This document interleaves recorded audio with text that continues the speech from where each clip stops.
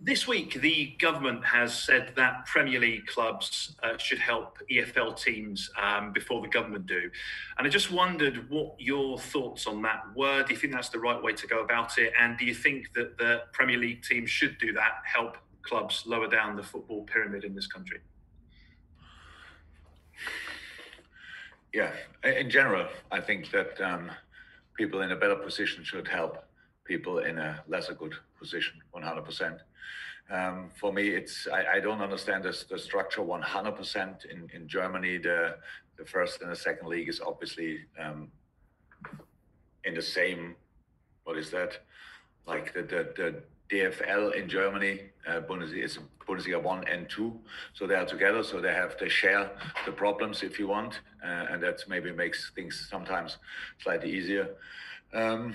Yeah, it's difficult. I don't think there's a general answer. Yeah, I think people in a better position should help other people, but the position in this moment is for all clubs not really easy, how we all know.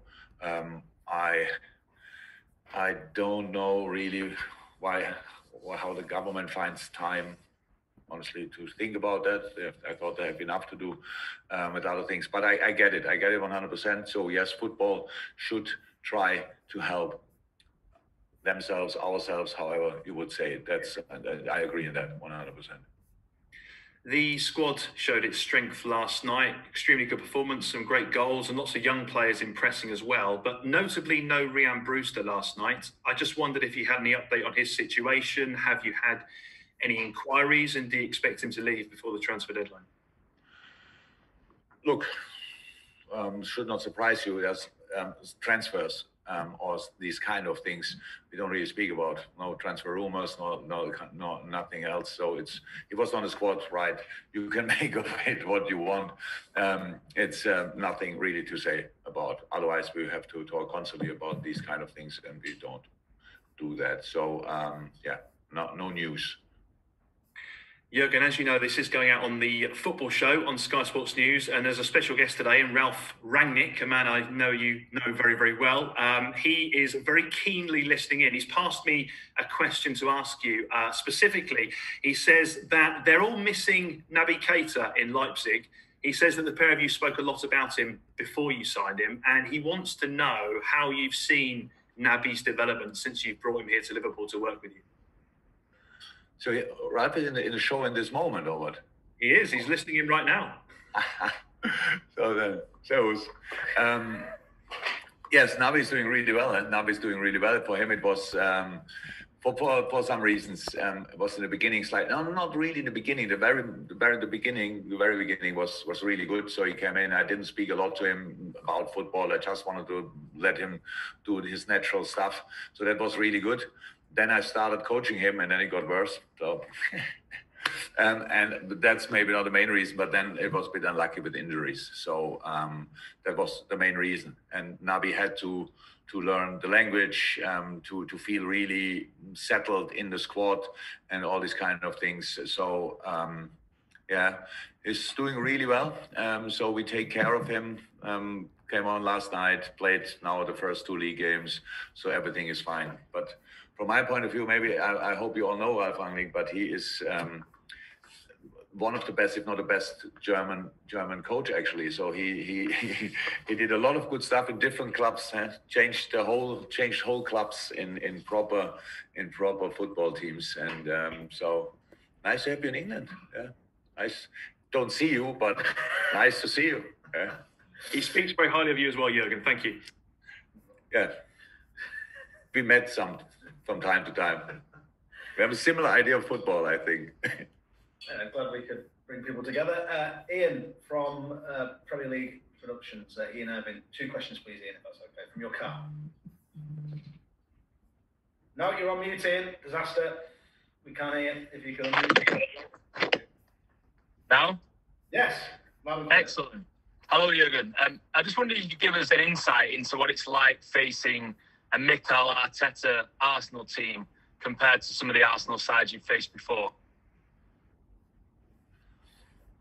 Well, I'm not sure if I should compare it, because that's but it's Mikel Arteta, I think, showed in a very a pretty short period of time that he seems to be an exceptional football manager, obviously, because the team he sets up now is the structure of the team is absolutely exceptional. You can see the balance between defense and offense is really good. You can see a lot of things which obviously are pretty helpful in football. Good organization, but freedom for the players as well, uses the players in the right position. So I have to say, since he's there, he did a pretty impressive job, to be honest, and changed, I think, the whole mood in the club. I'm not sure I don't know exactly about what the mood was before he arrived, but I don't think a lot of people thought in the end of the season he will have won any competition or something like that, and he did that by winning the FA Cup and winning now the what is it, the English Super Cup. And so that's pretty impressive, I have to say. So it's a tough opponent, 100%. And in terms of this Arsenal side, they seem to be at their best playing against the better teams in the league.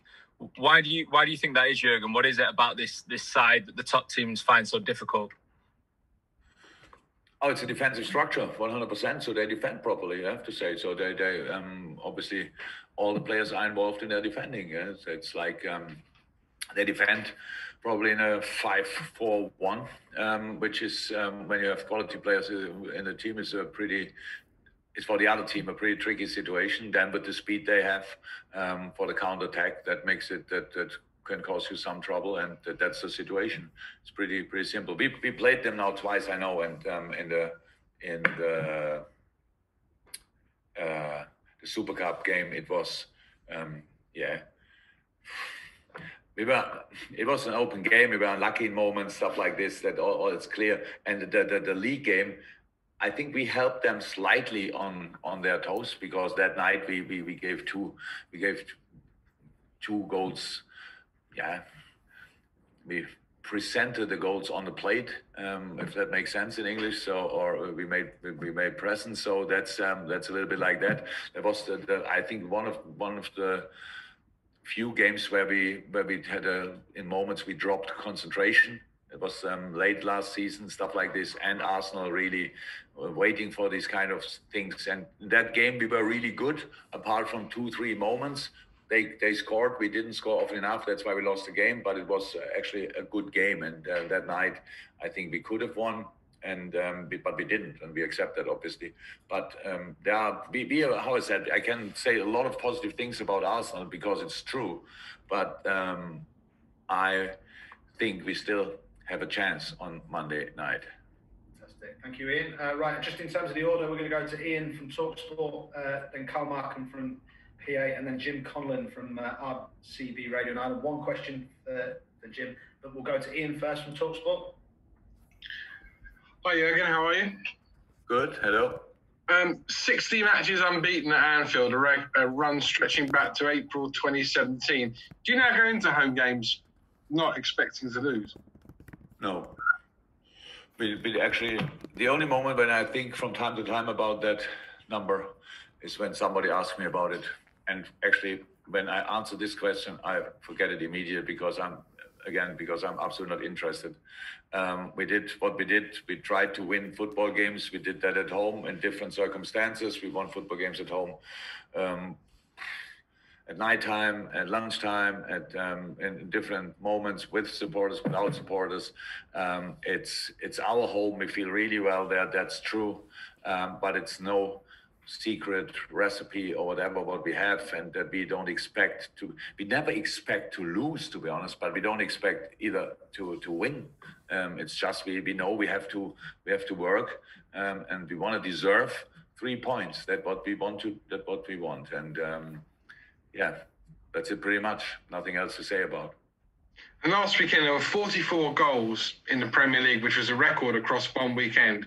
So obviously everybody now wants to score goals. You've got probably the best front three in the Premier League, and you've added Diogo Jota, and you're an attacking coach. So do I deduce from all of that your team are going to get even better this year than they were last year, where they were pretty much unplayable for most of the year anyway? I don't know.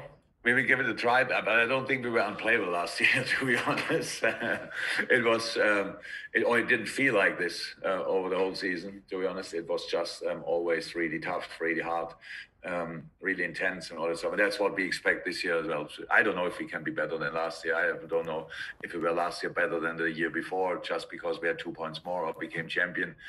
We always try to do the right thing in the right moment. And yes, we are offensive orientated team, but without a very good defensive structure, you have absolutely no chance. So we won one game in the Premier League now 2-0, which we saw, and you saw obviously in the end against 10 men of Chelsea. The other one was a 4-3 before that game, or after that game. Probably people said, yeah, it's still like, it's a little bit like Circus Roncalli. Up front they score, but in the defense they struggle. Neither nor, to be honest. We don't have a proper defensive struggle or something like that, and we are not scoring or cannot stop scoring. Let me say it like this. It's really that we try to do our absolute best in each game, and that's something I loved in both games so far, and something I loved especially last night, because if the team from last night would have worn a different shirt, I still would have known it's us, and I like that a lot. And because this kind of identity, we really want to make sure everybody can see that. Fantastic. And then we're going to go to Carl Markham, then Jim Conlon for one. For the Sunday guys, because it's going to be the Sunday breakout first when we finish the Open, can you start using the hand-up mechanism if you want to ask something? I can't get to all of you. I'll get to as many as I can. Carl, for you, please, if that's okay. Hi, Jürgen. Just wondering if we can check on the fitness issues ahead of the game. We're looking at getting back. I think, Joe, you asked about injuries, right? Yeah. Okay. So I think Joe should be back today in training. That's what everybody told me, and nobody told me something different since now. Billy, the kid, is back in training. Joel not, pretty much. Hendo not yet, that was clear. This game is for sure too early. I think that's it, pretty much, if I'm right. Oh, you have a name in your mind? No. And on Thiago, he's only played 45 minutes for you, but would he be ready to start? We will see. So it's we have few days to train. Some boys have to recover from last night, so we will see how we set up against Arsenal. So I have an idea, but why should I make the decision today when we have time until Monday? So, but he's in contention. So for sure, and yeah, let's see. Okay, and last question. It needs to be one, please, Jim. So we've got to go to an embargo section. Jim Conlon, who's from the Irish radio station. Jim, we can't hear you. Jim, last chance. Jim, nice picture. Nice picture, Jim, but we can't hear you. Okay, I'm sorry. We're going to have to leave it there. We've had I'm going to turn it on Partridge if I shout Jim again, so we're going to leave that there, I'm afraid. Jim, we can't hear you, I'm afraid, over here, so I'm not going to get into a damn moment. So apologies. We're going to go to the embargo section, guys. So those of you streaming, those of you sending it back live, if you can stop, the Alan Partridge reference will mean nothing to you, by the way.